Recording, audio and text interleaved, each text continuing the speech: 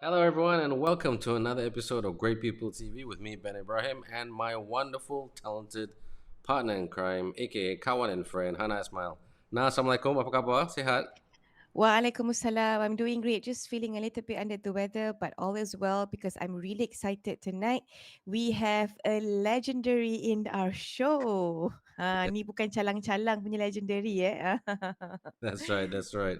We have a football legend and just all round good person. If you don't know who we're talking about Les Ferdinand, a legend who scored almost about, I think the record is 149 or 150 goals, he played for three top clubs, including Newcastle, Tottenham Hotspurs, and Queen's Park Rangers. But tonight, we're not going to talk about the round ball. We're going to talk about the topic that's above our screen kicking racism out of sports. So I'd like to welcome to, or we would like to welcome to Great People TV, the one and only Les Ferdinand. Les, how are you, my friend? And how's things over there in England?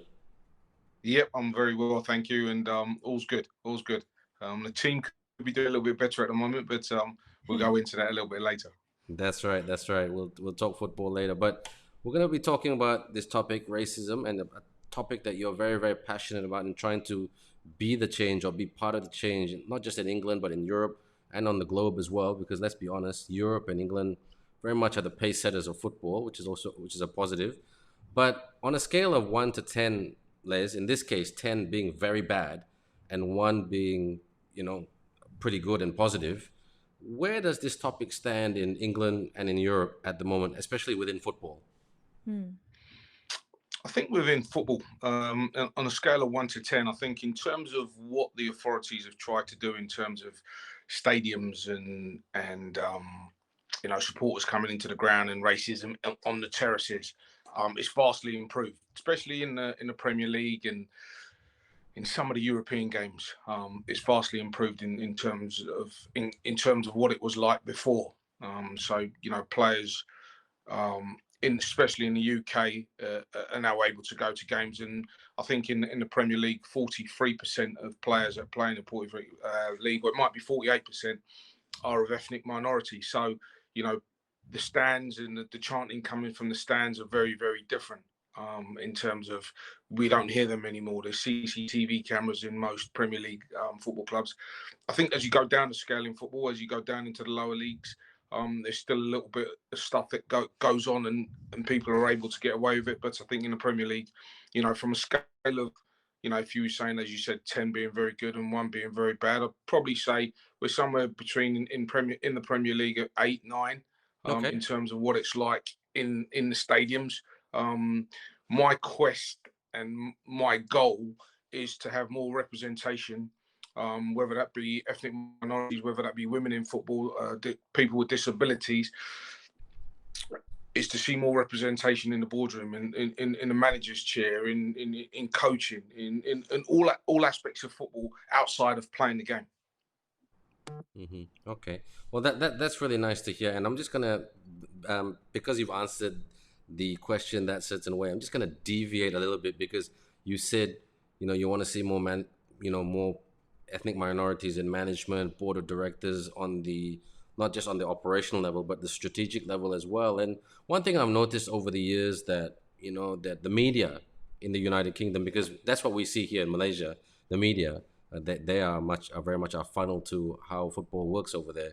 I mean, when Paul Ince becomes a manager, for example, they spruce it up, or he's one of the very few.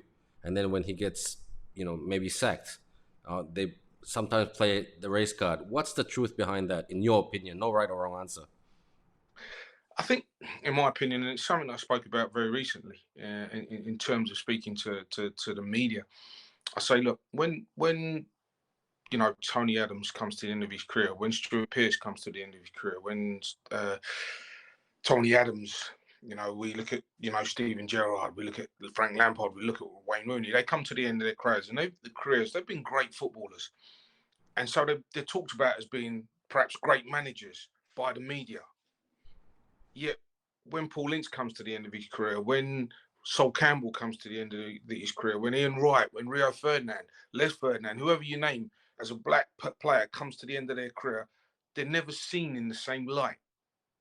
Whether they've had stellar careers or not, they're never seen as the latest in the same light. And I've spoken about the Caucasian players I mentioned there. We know very well because they've had stellar careers.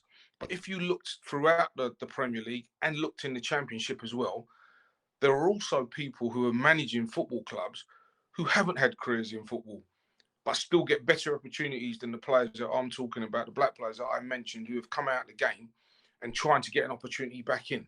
And that's what I've been questioning. That's the question I've asked the media. Why is it that we're seen as entertainers, but not as leaders? Fair enough. Now? Okay, we have mute. Now you're still on mute over there. The microphone doesn't like you tonight.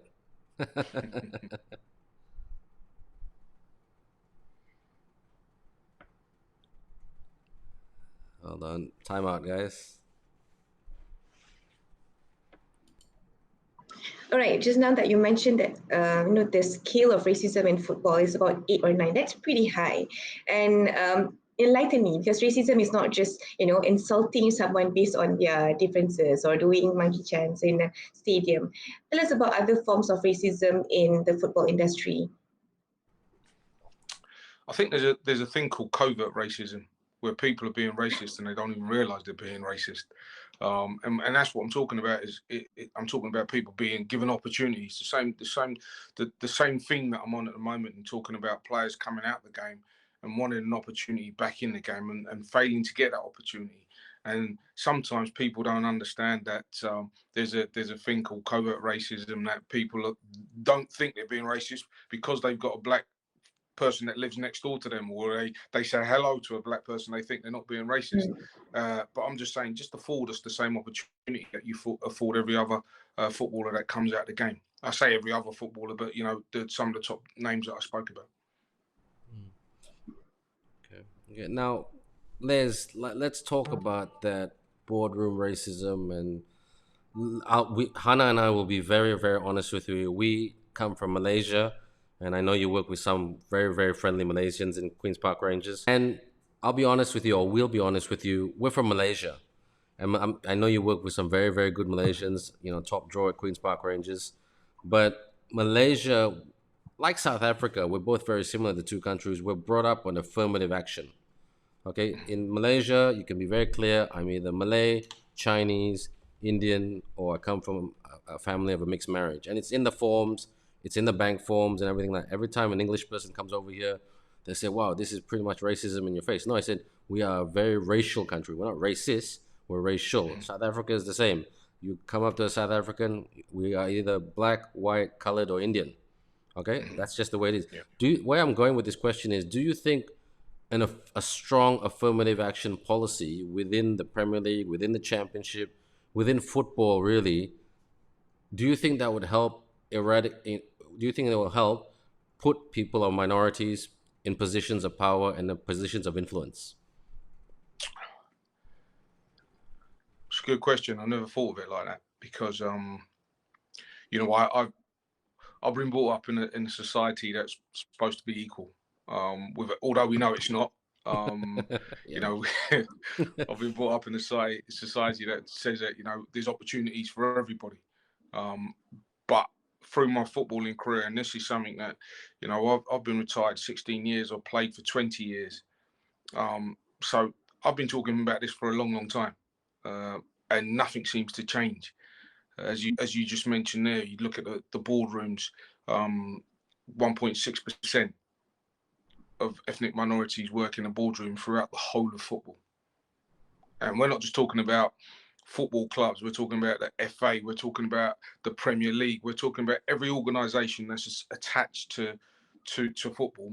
1.6% of that is, a person of colour works in a position of power. When you equate that to the amount of players playing football in this country, it's kind of like it's unthinkable at times to think that we're still in this society where we are in the world, and to still be talking about this and still asking for opportunities for people of ethnic minority. And I mean, because you know, it would be great because not only will we see, in my opinion, and I'm sure Hannah backs me up on this, not only will we see the change on the strategic level if something like that happens, but we'll see, you know, more people of different minority coming through the system because at the end of the day, those words performance, those words selection, it's very biased. It certainly is. And we've seen and we've spoken to loads of other industries out there who say that their companies are now thriving on the fact that they have diversity within their ranks, and the fact that they have diversity, whether it be male, whether it be female, whether it be ethnic minorities, the fact that you're getting all these groups of people together and giving an opinion on making their company stronger. Football has just lagged behind in terms of following suit. Right, right. Look, Les, up very, very cracking stuff. I've only got one or two more questions. Hannah? Yeah, now that you mentioned that only 1.6% in the managerial position, I was wondering, uh, is there such a policy that you might want to come out, to actually eradicate this problem? Hannah, sorry, when I said 1.6%, that was in boardrooms. I think it's 4.2% in management, which is still a very Still, low it's Pretty number low. low. That's low. considering where we are in the world. And like I said, so many. For me, we've lost two generations of excellent footballers that have come out the game, who had something to offer and not been given the opportunity and not been given the opportunity to go back in and apply the trade that they've known about all their lives. We are talking about setting up an organisation that will fight and combat for players, current players and players that are now out the game who are looking to get back in and see their future in football. Because when I talk to people about football, I often say, it's just not about playing the game. It's not just about being in the boardroom. There's many jobs in football. There's sports science. There's physiotherapy. There's a kit man. There's a laundry person. There's all sorts of different jobs in football that help football to function. Yet you're yet to see any level of ethnic minorities working in any of those positions in any football club. And like I said, in today's society, I often say people tend to employ looks, sounds, and acts like them. And football has very much been like that. It's been a closed shop for a long time, and we're trying to open the doors to allow other people to come through. Nice. All right. Okay. Okay. Well, I mean, Les, in closing, I mean, what else needs to be done to, break the culture, break the mindset, get through that things need to change now. I know it's not easy. I mean, Malaysia and England, very similar cultures, similar, identical legal systems. We copied it from you guys. So, how do you break that mentality? Because I mean, if I'm being judgmental, not in a negative way, but you look at all the cases, the people who are running the FA and everything, they've all got that, public school, all boys background, and it's just mates looking after mates. And it's not targeted at the English FA or anything. This is just what it is, and Yep. it's a hard mindset to break. So how do we break it, and what else needs to be done? I was once at a party, a Halloween party, and I remember it very, very clearly. And I was talking to a gentleman who's there, and he was hell bent on education, and he was doing lots. He was doing lots in schools, going around different schools in inner cities and putting out this platform.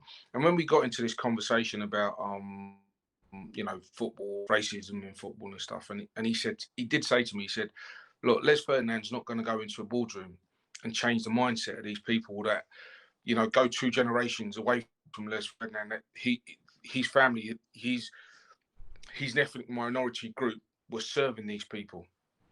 You're not going to change their mindsets." He said, "What's going to change the mindsets are the children that are coming through. So my kids, his kids, because their peers and their group sets are very different to what ours was growing up."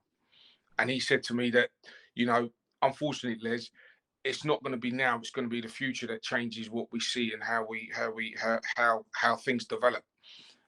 That was quite frightening for me. But I went to this party probably 10 years ago when this fella said that to me.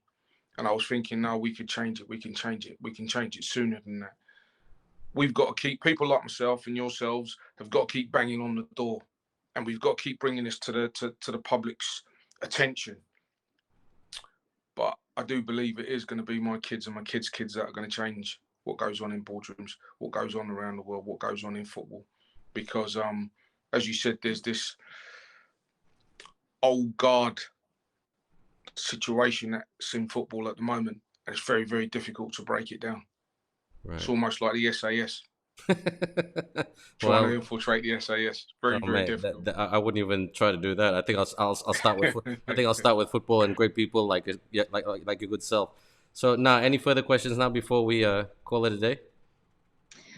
Last but not least, what message would you like to give to the people out there, not just fan of footballs, but sports in general, when it comes to racism and kicking racism out of sports?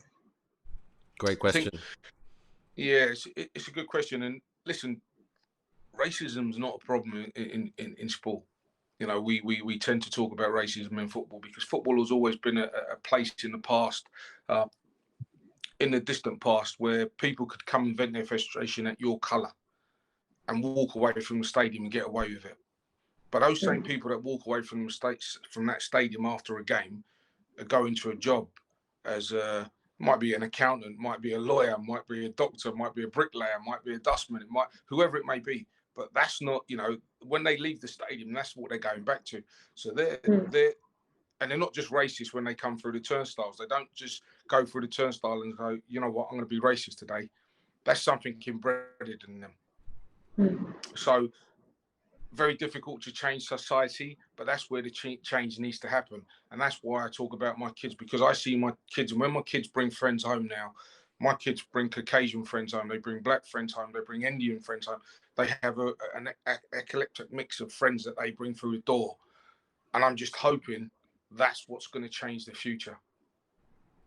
Because if we're trying to do it just, you know, ethnic minorities and against Caucasians, never going to happen. I think it's society. We need to change society's mindsets. And some of the things that have been going on, and since the George Floyd situation that happened a couple of years ago in the first lockdown, we're now trying to educate kids in this country about Black history. We've never been taught that. You know, when I was growing up, I was never taught Black history. I was only taught about William the Conqueror and people like that. But it were very, you know, even Nelson Mandela, we weren't taught about Nelson Mandela, but kids are now being taught about Nelson Mandela and struggles that Black people went through and things that Black people have done in the world that people never ever realised. So we're learning about our culture, and hopefully that coming into curriculums at school will help us to change the narrative of this racism thing that we've all experienced far too many times in our lifetime. Right. Well, Les, your family has done great things for football on the pitch, off the pitch, on the airwaves, on YouTube.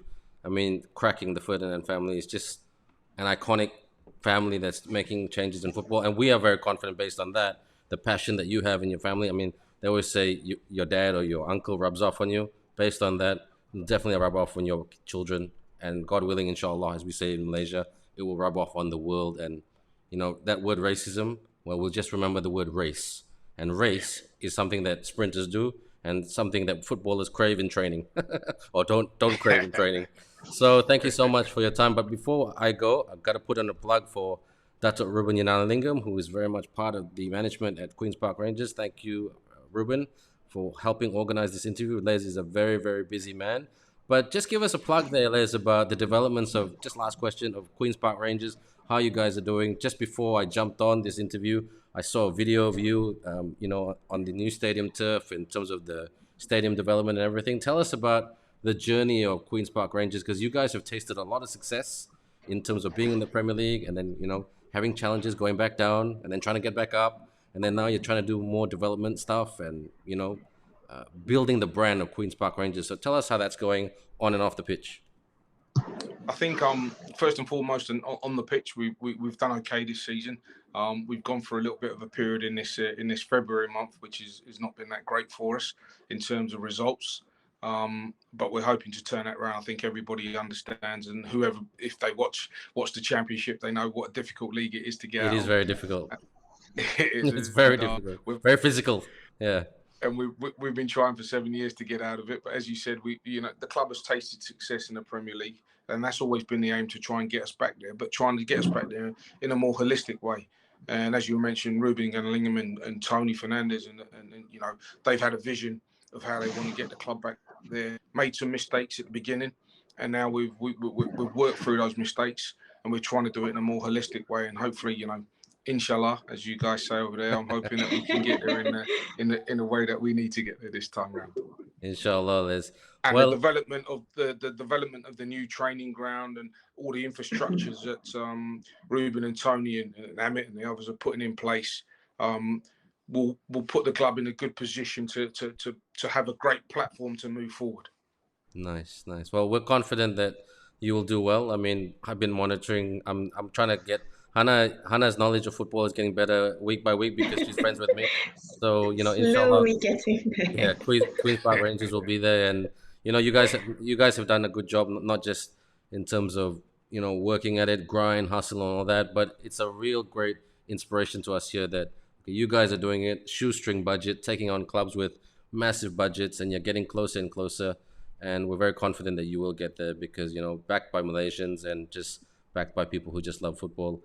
Les Ferdinand, thank you so much for your time. You stay safe, and we know and we're confident that you are very much part of the equation of kicking racism out of sport. Thanks very much, my friend. Thanks for having me on, and Thank you, Les. good luck to you guys. Stay safe. Good luck to you too.